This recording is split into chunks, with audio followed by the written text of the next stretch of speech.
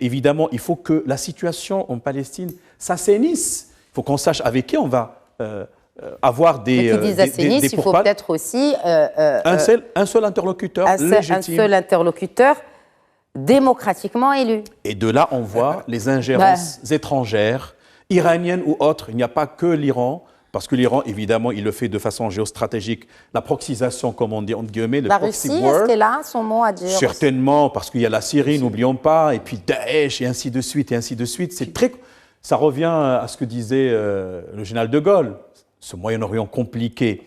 Mais n'ayons pas la mémoire courte. Les accords Sykes-Picot de 1916 avaient dépecé le Moyen-Orient. Il y a une responsabilité, à mon sens, historique, notamment de la France et le Royaume-Uni. À l'époque, les États-Unis, vous savez, dans la littérature, les États-Unis n'étaient pas très motivés par la création d'un foyer juif.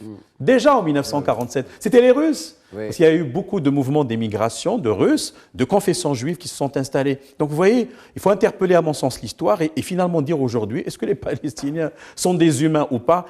Ça va commencer un peu à, non pas s'apaiser, mais peut-être cette crise majeure va au moins pousser le dossier palestinien pour qu'il occupe le devant de la scène et cherchions une solution pérenne pour le bien-être des deux populations.